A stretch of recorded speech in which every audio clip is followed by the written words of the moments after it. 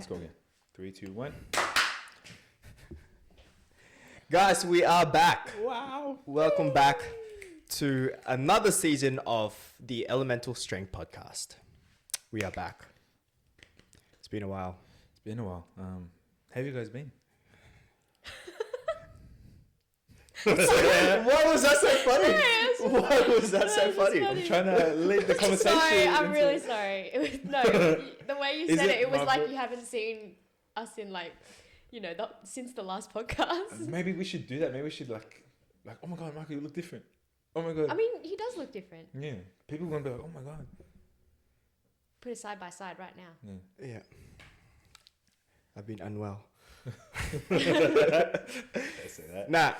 Anyway, we are back for another season. So we didn't expect that we are going to stop on the 8th episode of the last season, I guess. So we'll just call that our first season. We're going to start a new series. We don't know how long it's going to be. We're just going to go with the flow. It really depends on our efficiency, our productivity, and how badly you want to hear us. Mm-hmm. So, how much you don't want to hear us. So either way. Yep. There's only one way to know if you guys want to hear us, and that's if you comment and like these Share. videos and share. Wow. Yeah. Okay. Otherwise, we don't know. We're just We have no idea. guessing. Exactly. What are we starting off with today? Well, let's actually do a recap, a 2024 recap. Oh yeah. Because it's 2025 now, so What is currently it's the end of March, right? We're a quarter in already. It's the end of March. A Crazy. lot has happened, right? So last time we recorded a podcast, it was maybe like mid to 2024, right? I actually can't remember. When was our last podcast? I think it was episode? I think it was before prepping for junior nationals that was held in our gym. Okay. And was it before the mezzanine? No. Oh, good question. Yeah. I feel like we wouldn't have been doing podcast before the Yeah, mezzanine. Yeah. I mean, during the mezzanine. Yeah. I reckon that's when we stopped. yeah. Probably. So mid-year Okay. 2024. Yeah, okay. So a lot has happened since then. Yep. So we did some renovations for the gym. Mm-hmm. We added a mezzanine. We now have a space for us to work a little bit better. We have a little bit more space for our equipment downstairs. There's a few things coming within the next 2 months or so. So exciting times. I wonder what it is. What else? We held junior nationals, USAPL junior nationals. USAPL Junior Nationals. We are no longer with USAPL. That was our last comp for USAPL. That was the junior nationals. It was probably one of the biggest comp we've ever ran because it ran for 2 days. We had a number of competitors coming around from different parts of not the world, different parts of Australia. And it was a really cool experience. It was very stressful. I was still pretty traumatized from the stress. Yeah. Especially the whole platform debacle. Yeah. Yeah. Yep. Very stressed about that. Guys, the fact that, okay, so, platform gave out on us on the first day, after the first day. And it was like probably 8 p.m. on Saturday night. And we were like, what do? We don't have a platform for tomorrow, for day 2. And we were just like trying to get things together, like trying to salvage the platform. We were like, just stop. Tomorrow morning, 7 a.m., Bunnings run. And we're going to put a platform together before day 2 starts. And we literally got a platform together in like an hour. Yeah. Pivoted quickly. But what was the vision? Like, we wanted an elevated platform Yeah. so more people could see, because we were expecting a bigger crowd. Yeah, we wanted to elevate, no pun intended, but elevate the experience, make it a little bit more, I guess, premium experience, or something that won't feel like a local comp. So that's the reason why we want to do it. obviously, even somewhat documented the whole process of doing that. I was really proud, and then, you never know what's going to happen in competition. And but very proud that we managed to fix it. And it was a team effort. It really was. Yeah. I think we all needed a break for like 2 weeks after that. It took literally everything out of us. Yeah, well, I went on a holiday. And now handball responsibilities to Tony, meet directing responsibilities. Oh, Here we go again. sorry. I'm banned from touching the mic because last season I was touching it too much, and apparently you guys couldn't hear anything. That was the main concern. But we'll fix that. Yeah. New Year's resolution. But you're meet directing now, and we are no longer with our former federation, with APA now. Yes. Yeah. Got back, and it was USAPL Nationals. Yes. Open Nationals, yeah. Open Nationals. I had 3 online clients that I coach, all 3 of them national champion. Well done. Nice. VChat, Annabelle, Carmen. What else? Dude, that's amazing work. We competed in November to qualify for APA Nationals, Yes. which we both did, Yes. and then basically started prep straight after that into APA Nationals. Yeah. And you started bodybuilding. Yes. As soon as I got back from Japan, started bodybuilding. Yeah. Pretty deep into it. Yeah, we're all in different pursuits, but it's been very motivating. But yeah, should we talk about APA Nationals? Maybe? Yeah. We'll fast forward. We're 2025 now. Yes. We did our Christmas party as well. That was really fun. That was so fun. Oh, one thing about the Christmas party, I was like, because this would have been our third or second? Second. Yeah. Second Christmas party. I don't know why I got ahead of myself, but I just felt like the growth of the gym was really felt at Christmas party, because I felt like there was more people. There was more people. That's it. More people. And I feel like we were a lot closer as well. I feel like in the first one, a lot of people were still unfamiliar with each other, but then the second one, like, you could tell people were a lot more familiar. Yeah. And it was really nice. It was really nice. And then I think Aroni on the night, one of our members came up to me and was like, look around, like, what you've done is so cool. Like, I don't know if he came up to you guys and said the same thing, but I was like, that was really nice. That was really nice of you to say that. Yeah, and Aroni also organized a kick on, like, he paid for it. He paid for the karaoke and everything. I'm like, holy, you're something else, man. Yeah. So shout out to Aroni. Thanks, Rennie. You're the best. Yeah, at the second Christmas party, it felt like people were more than just gym buddies. It felt like people were actually more friends, like outside of the gym, which was nice. And like inside jokes is now like within a bigger group. It's not just like, some people don't get what's going on. Everyone's sort of like, when someone says something, it's like, that's funny. It's like, it's a little bit more together.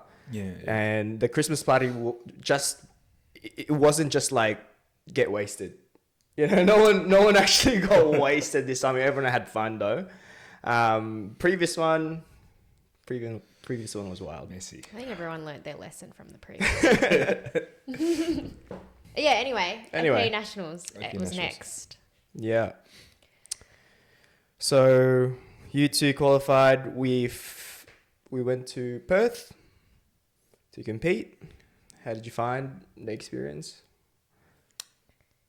It was really fun. I think the event itself was like really well run. Yeah. Shout out to Jacob. Yeah. Yeah.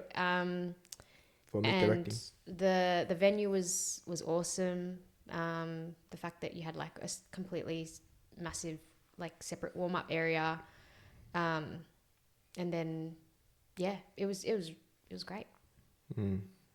Yeah, at the time of my life, it was so much fun. First ever nationals. I've always been so close to getting to nationals and then end up pulling out for some reason. But finally made it there and got to have a holiday with my best friends. Right? It's back. It's back, Vinny. Get away from me. Anyway, But it actually was a really nice holiday. Like, Man, I love Perth. Yeah, like it was so I want to go back nice. to Perth. yeah. yeah. There's so much more to do. I feel like we were just like stuck in the area, and like I really want to explore a little bit more. Rottnest Island was really cool. Crazy, yeah. Yeah, I'd go back. Yeah, 100%. Yeah. If you love the beaches are so nice. Like, Yeah. yeah, clear waters, really soft sand, so beautiful. What about the experience of the competition though? Like, well, like what are your thoughts? What's it like to be back with the rest of Australia, not just like sort of like isolated in Victoria? I think this was the first time that I competed at a nationals as under 52, and there was more than 3 people Yeah. competing in it. Yeah. Like there was, I think, 9 or 10 girls in the 52, and typically like the lighter weight classes don't have as many entrants. And I think switching over to APA, you can really see that the caliber of lifting is higher, and you have to really there's pressure to to actually qualify for nationals now, and Yeah, definitely. I think, like you said, the caliber is so much higher, and also like the level of passion these guys have. Like these guys really care about what they end up doing on the platform, it was really cool to be around. Like I think, you expect it at Yeah, because nationals. it's something that we've been wanting from a very long time now, and we want to take powerlifting seriously. I feel like we've been too relaxed with powerlifting, and I feel like this could be the next level if we take it seriously. And it's really cool to see, like-minded people and people that are just trying to be professional. Yeah, with this 100%. stuff. Yeah. I mean, it's all a part of the whole journey of bringing Australia up to the world standard. Yeah. From I obviously didn't compete. I was just coaching you two and Hung. But yeah, it was really fun as well. I feel like I was there for a purpose. You know what I mean? Like it wasn't just like another local comp where I have to. I mean, those are also very important, but like this is, you can definitely feel the next level that the nationals provided. And it's good to see high quality coaches, walking around, people that you maybe just see on Instagram, you follow their content and all that, you learn from and all that. It's really good to sort of like interact with them and share racks and stuff. Great lifting from everyone, Hung, obviously national champion. So yeah, we were going, we were experiencing, higher level competition, and it was really fun to be part of. Yeah, and the standard just keeps getting better and better every single year. Yeah. Speaking of Hung, how was your experience handling him? Obviously, coming down to deadlifts, you needed to, calculate some numbers to pull the win, and talk us through the process of that. It's an interesting one because usually Hung is actually the one who would pull to go for whatever he needs, and But this time, we kind of had to make sure that whatever he pulls, is locked in and is difficult to sort of match or try to beat, because we were playing with maybe 2 or 3 people that could potentially take the spot. So Michael Rand was obviously a threat. Sam was also a threat, and even Tom Chaplin was also a threat, and Anthony Hill also. But towards the deadlift, I think it was really more starting to be clear, and it's looking like Rand and Sam. And yeah, I feel like Hung was able to make it clear that he can beat Michael Rand with his deadlifts, but it's always unsure if because Sam can pull a house, and he's done it in the past where he would sneak in and pull something crazy to go for the win, right? So we just really had to make sure that the attempt selection was correct, and it's not overreach, or it's not like, because one miss from Hung, it might have been over. You know what I mean? So it's just a matter of taking risk and knowing what actually to put on the cards, and I knew that he had 355 in him. He was actually talking about his hamstrings, cramping in the back and all that stuff, things that I don't want to hear as a handler. But I knew that he can do 355. He can break his old national record, which was actually attempted by Michael Rand, but unfortunately he just couldn't lock out and hold the bar. And so he broke his own national record and solidify his lead. That made it harder for Sam to catch up, pretty much. Yeah. And he is off to Worlds. Yeah. In June. Off to Germany. Yeah. And we after Perth, we decided to officially sponsor Hung, because he is just an exemplary member of the gym, and going past his achievements as well, he's done so much for us as a friend, and helped us a lot through a lot of different projects, and even advice about owning a gym. So yeah, there was no one we could think of that deserved the position more. So 2025, let's paint the picture for everyone. What's Elemental Strength Society looking like? Yeah, in terms of the gym, in terms of coaching. We just held the first APA comp that we ran. Yeah, we had a lot of really positive comments. Even people from interstate as well. We had thirds. Shout out to thirds, guys. Yeah, hardest workers in the room. Just getting people's media out almost instantly.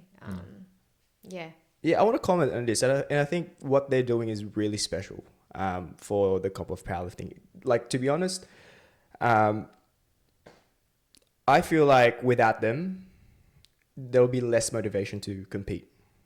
And there'll be less motivation to be part of bigger comps and doing more comps in the future. Because I think when you get a package from them, it's it's not just like a normal photo or a professional photo, but they are capturing the moment. They're capturing the right moments, moments that you actually want to remember. And I think the way they do things is really professional. And it's really impressive. The turnaround is so quick. I think that's the most impressive thing as well. They shot us an Instagram reel. We got it the next day, pretty much. It was crazy, right? And they have clients, wanting to get the same thing as well, and they're able to actually provide straight away. Yeah, and crazy. This isn't even just people in one state. This is people comps all over the country. Yeah. Yeah, there's got comps like literally every single 2-3 weeks, and maybe even sometimes every week. So, Mm. yeah, well done. Let's keep it up. Yeah. Comps for the rest of the year? Yes. We have quite a few lined up. So we've just finished Autumn Showdown last week. We have our novice comp on it's not November, May 3rd. We also have Alliance Week at ESS, which is pretty much every state in the country. They nominate a gym to do a deadlift only fundraiser event, where the money from registrations go towards the athletes going to Worlds. Okay, to help them sort of with their journey, which I think is really cool. So if you guys deadlift specialists, come down to ESS on May 4th, and Don't have to be deadlift specialist if you just want to deadlift. yeah, if you want to deadlift. And then we have 2 comps later in the year. Actually, before I touch on that, our novice comp is open to anyone. You don't have to have any competing experience before you. Even if you just want to see what powerlifting is like, come down. There's no pressure at all. You don't need a membership to any federation. It's $50 to enter. It's probably the cheapest comp you'll ever ever get to be a part of. So yeah, if you just want to see what it's like, dip your toes in. Yeah. Still got time. I think we're about 7 5 and a weeks half. out. Oh, 5.5. Yeah. Yeah. 5.5 weeks out. You don't need a soft suit. You don't need a belt. You don't need all that fancy stuff that you see on Instagram. Just rock up however you rock up to the gym. We'll give you the ESS experience. Yeah. And then later in the year, we have 2 comps. The Winter Showdown, which is August 9th. And then that one should be good. And then we have another one. Why? I guarantee you guys, it's going to be the best comp you've ever seen. And then after that, our final comp of the year will be November 15th, Yeah. which will be the Spring Showdown. And that comp will be also the best comp you've ever seen in your entire life. Yeah, we might have some ideas with how we want to run that comp. We might run it special. Like, I don't know. We might have some ideas with how we want to do that stuff. But yeah, we'll see. We'll see how we go. Yeah, Stay approved. Oh, yeah. Yeah. Yeah. Has to be approved. Yeah, exciting times. Very exciting. We have new merch coming. Yes. I'm so excited for this. So we did an Instagram poll recently, and a lot of people were for the quarter zips, so that's good. We're gonna restock our hoodies in the black color and one new color, which is looking to be like the dark gray color. I think that's gotten the most votes in that poll, so I think that's the one we're going to go with. There'll be some little updated design things, so it'll be a little bit different to the first hoodies that we came out with, but still pretty much the same. But just a little few nice little additions. And a lot of people were for the trackies, so I guess we're coming out with trackies as well, guys. Yeah, that was surprising, but I'm okay with it. Yeah. Just want to say thank you to Vinning, because she's a gun. She's doing all the designing and everything, and Yes, we get a lot of compliments for our merch. People are saying that you go to Durham down the southeast and all that stuff, you see a lot of Elemental t-shirts, and people probably we don't know, but it's great that you guys are supporting us, and shout out to Vinning. Thank you, Vinny. Thank you, Vinning. shout out to everyone who supports ESS. Yeah, guys. Any? Oh, sorry. Yeah. Yeah, you go. You go. Oh, I was gonna say, what are our like gym goals? Do we have gym goals for Yeah. 2025? What's have our a gym goal. 2025 goal? Because we didn't really talk about this at the start of the year. But like, what are you looking forward to doing for this year? My goal initially was to make it to nationals, so I'm happy that I accomplished that. Mm. I've also applied. I hate announcing shit that I'm not like 100% with, but the Japan, the African Asian Pacific Championship, I qualified for that. I got invited, so I'll see. But you have to apply and make the team and yada yada yada. So if I do get accepted, I will do that.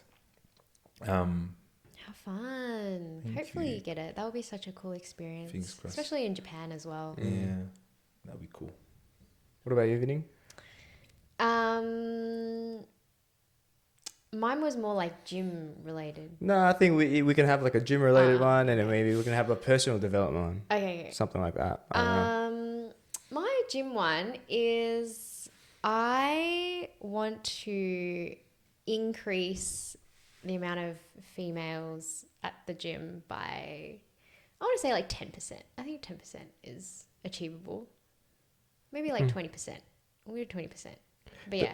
There was this one time, I think one day in the gym where us three were in it, and then we went down. I went downstairs, and it was all females. There was no guys. Do you remember Yeah. that? I do. Yeah. Yeah. Well, It was quite a few. Like Yeah, it was like- it's like a women's gym. It was like Yeah. 8. It was like 8 and like one guy. yeah. Yeah. And like I've never seen that before. And I Yeah. was like, this is really cool. And I feel like every year when we have a look at the numbers and stuff like that, we actually the percentage of female members is constantly just increasing, which is Yeah. awesome to see. Yeah. I like even just at the Christmas party when we took like a boys photo and a girls photo, I just remember like, wow, there's so many girls at ESS. And I just remember back to like OS days, like our old gym, Obsidian Strength, and like I think you could count the number of girls on like both hands at any time. Yeah, so to see like so many more girls at ESS is yeah, really inspiring for me, and I want to keep going, and I want to try and like even the numbers out and like, you know, hopefully make it 50-50 one day. Yeah. Stacey always says the girls actually run the gyms, and that's true. So That's true. I like that. That's my nice. goal. Nice. Yeah. Very nice. Michael? I love how What are you. your goals? Huh? What are your goals? So, you know, this is pretty given, but I am prepping for a bodybuilding show. How many weeks out? So I've set one show in particular. It's before my birthday, so it's on the 3rd of August. So before my birthday, before our winter comp. And yeah, so we're gonna try and do that show. And yeah, so it's quite a while, long way to go, pretty much. That's, I guess, very obvious. I also want to document that, because I feel like the reason why I wanted to do this is, you know, I don't think this is something I'll be doing very frequently, you know, and I feel like I want to make sure that like I'll be able to document this. Maybe I'll do it like maybe 16 weeks out, and then, you know, release an episode every fortnight or every week or something.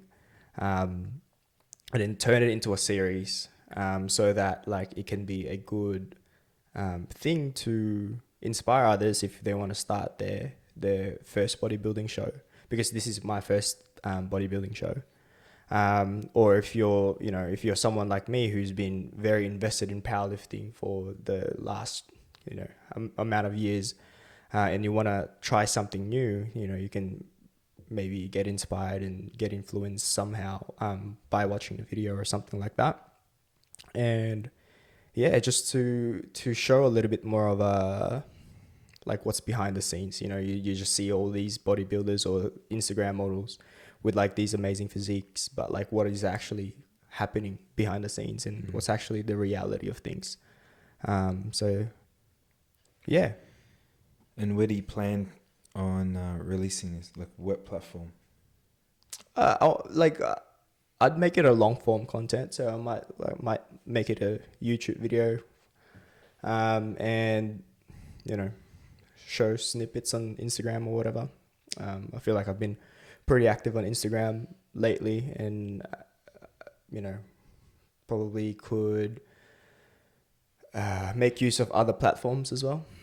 Nice. You reckon you'll do like go straight back to powerlifting afterwards, or do you think like, oh, I might, kind of stay with bodybuilding and potentially do another show? Or I don't think I'll do another show after August, just because I feel like I have other goals in mind as well, goals that include my fiance now. I feel like we're dedicating this time of the year for our individual goals, and I think you always need to have goals with your significant other, and I think it's important to acknowledge that it's not always just about you. So yeah, the plan is to get straight into powerlifting again, and I don't know, maybe it'll be cool to compete at whatever weight class I fall under. So if that's 66 or 74, whatever. And then the next comp that I do is the next weight class above. And then the next comp I do is the next weight class above. Maybe like, so 74, 83, and then maybe just as a light 93. Like I might like weigh in at like 85 or 86 or whatever, which is my normal body weight anyway. Yeah. very nice. Yeah. What about like personal development goals for yourselves? Like what are you looking towards, like your business, your coaching? You crying? What? No. Are you crying? No. Wait, can you see?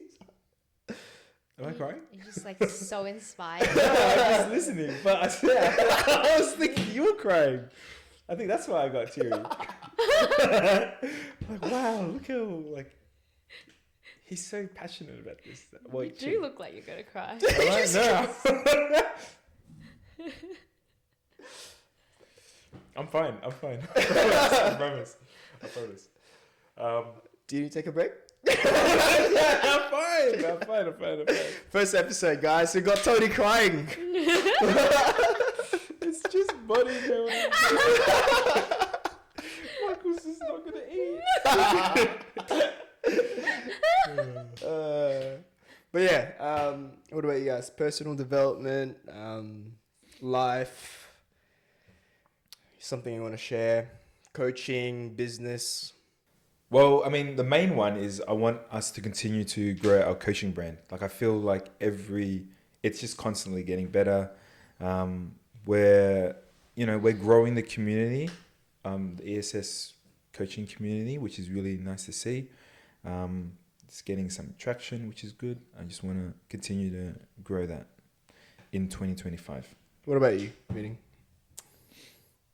I think we've been really trying to push ourselves to like post more content on Instagram, and I've definitely trying to set myself a goal as well in trying to post at least something once a week, and I think also this year really looking within our own coaching service, like you said, like we want to continue growing our coaching brand, but I want to just make sure that we're like refining our systems and making sure that our service is of a high standard, and just kind of cleaning things up and making things a little bit more profesh, and Yeah.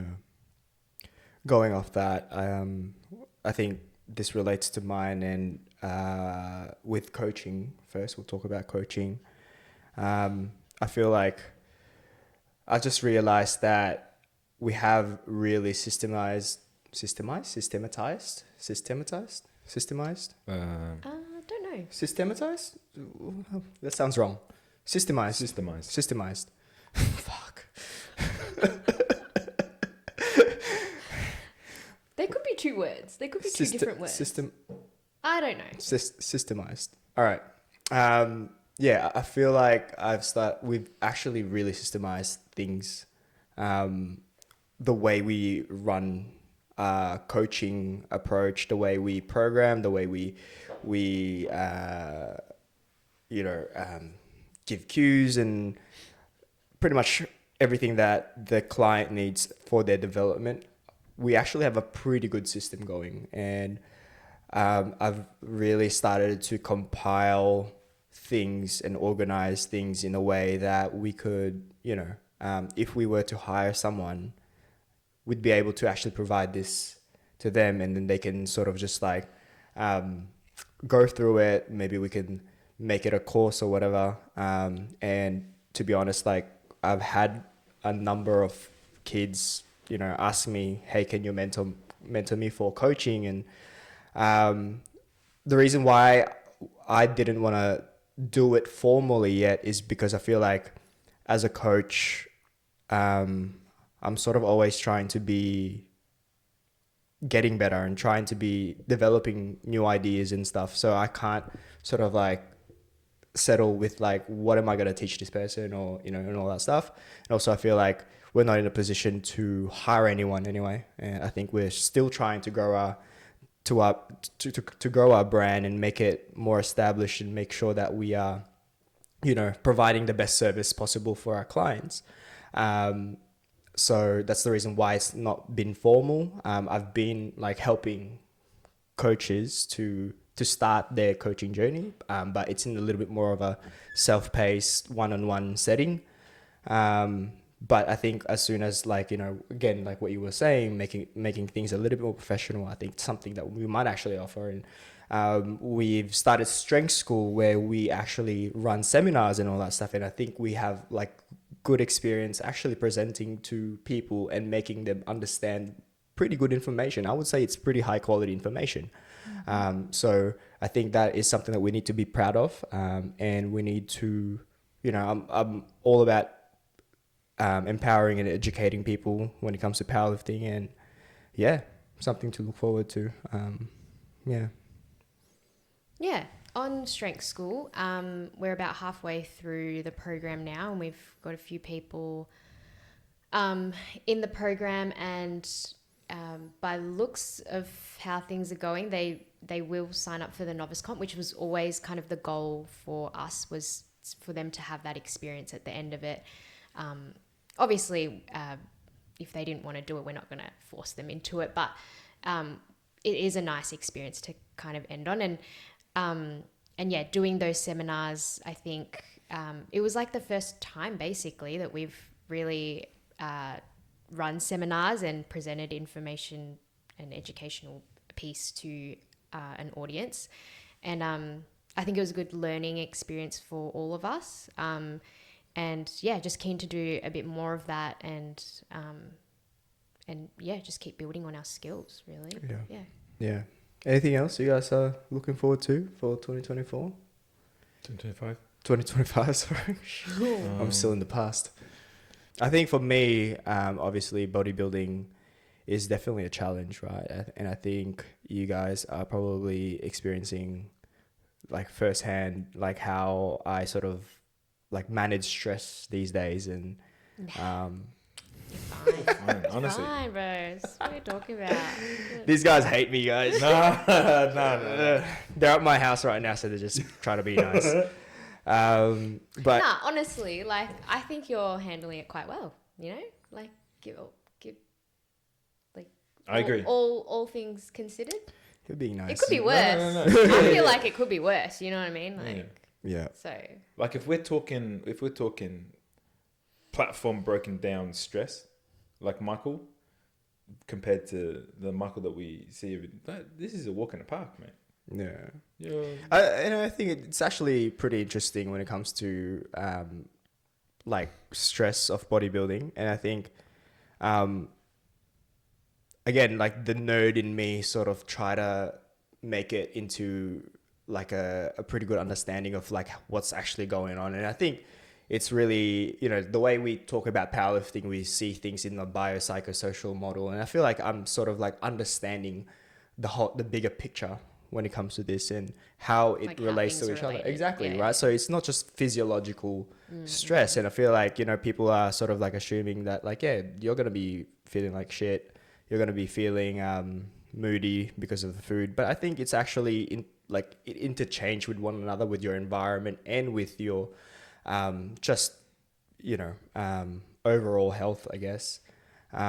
If you think about it, like your mood, I feel like this is what happens, right? Earlier on, when you start bodybuilding, I feel like when you tell people, okay, I'm bodybuilding right now, they get this perception of like, it's almost like a self-proclaimed prophecy where, okay, you're trying to cut calories right now, you're going to be like moody and all that stuff. And they have that bias already set within their mind, and that's how they treat you. And I feel like that actually adds into the whole mood change and all that stuff. It's not just the food. And, you know, I think because of that, the stress becomes even higher and all that. But I feel like there's definitely more going on, and I think we can talk about this in another episode. Yeah. What am I trying to say? Oh, sorry. My goal for like self-development, I think, yeah, just to be, just to have like a wake up reminder every now and then that like, it's all right. I'm going to get through it.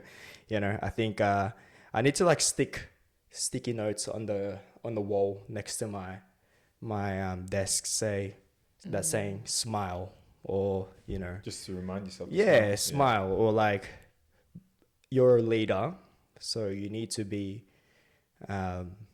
empathetic or understanding. You know, you need to listen, you need to do this, you know. I think I just need that constant reminder, and I need to be surrounded by good people like you guys, so who are understanding. So Sorry. Anyway. yeah, Awesome. let's start a new segment. Wow. All right, this segment is called Unracking Questions. Oh. So these are questions that are coming from our listeners. So I put up a story maybe like an hour ago. Oh. So I don't know if there's more now. But we have a few. Some of these are really good, and I feel like it can have its own episode. Let's start off with... How many do we want to go through? let's just do 3 for now. Okay. Okay. We might not go through all of this, but we might actually go through it for another episode, or we might actually have an episode for itself. Rebecca, daily routines. What are daily routines? Like daily morning routines? Or Like just what we're doing day to day. Yeah, I guess so. It's just it's not a question, Rebecca. Question's got question marks. This one's got exclamation. But thank you. It's just like, oh, what do we do in a day? Like, what are we doing in a day? Okay. Wake up. It's off to a good start. Yeah. I love that part. I like scroll on social media for a little bit, and then I have my breakfast, and then I do some work, and then I head to the gym, and then I'm there till like 7. I get home, I have dinner, and then I go to bed, read my book, and go to sleep. That's my daily routine. That's literally what I do probably Every day. almost every Monday to Friday. Okay. What about you, Tony? I wake up at 5 a.m. Damn it. Come home. Have breakfast. Go to the gym. And then I'm at the gym till 5 or 7. And then I come back. And then I have dinner. Watch Married at First Sight. And then I go to sleep. Mine's a little bit hard because there's so much. Yours changes every day. I feel more. No. There is a routine, but like I try to be flexible with it. But yeah, there's so much. Like you obviously wake up. I take my fiance to work. I drop her to work. I get home, get my steps in, and then I would spend maybe so I do my steps, and at the same time, I told you this, like I dedicate like 2 hours of like personal development for myself and try to like do some reading and or something, listening or whatever, watching.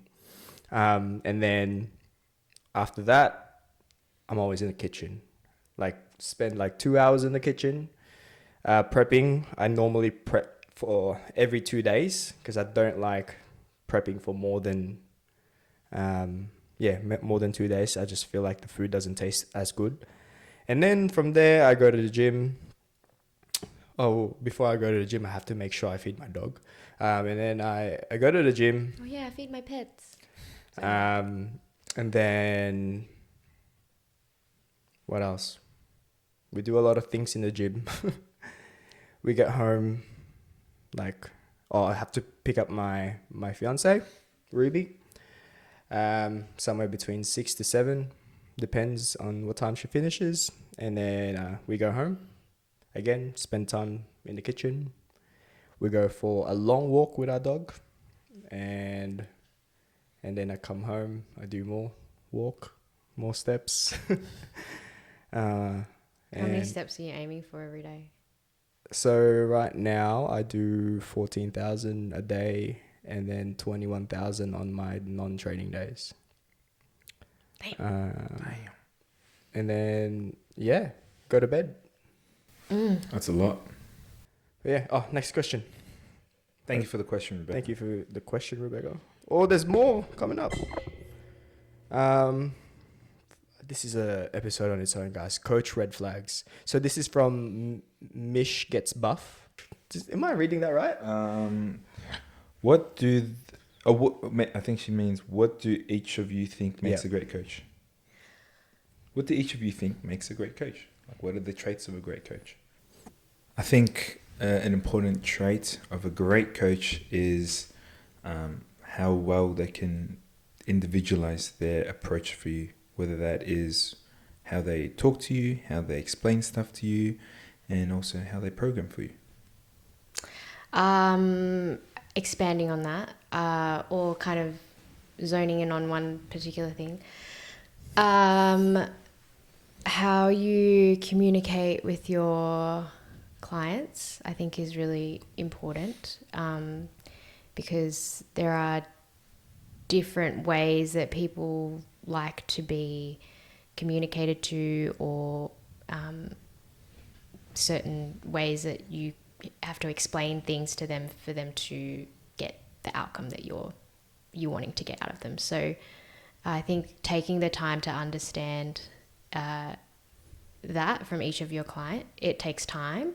Coaches who take the time to really know their client are great coaches. So I say this to coaches that I'm mentoring right now.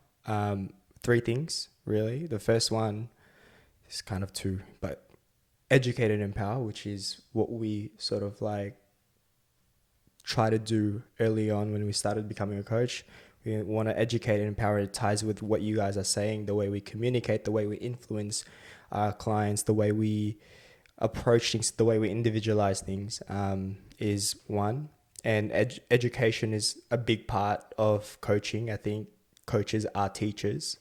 The number 2 for me is good coaches should be great critical thinkers. So good coaches needs to be good at problem solving or troubleshooting, or something. They need to be doing something if something's not going well, or we're trying to improve something, right? Whether how you get there, it could be a varied approach to a lot of things, but I think systematizing something, your approach is always the goal. And then the last one is continuous growth. I think, yes, you can come up with all these systems, but things are always evolving. Things are, staying on top of what's current, staying on top of like journal articles, research that like will enable you to become a better coach, because you are again trying to problem solve all the time and making it a lot easier for yourself and for your clients to achieve your goals is always the goal, and that's why people are paying you to be a coach. So I agree. yeah, so those are the main three things for me.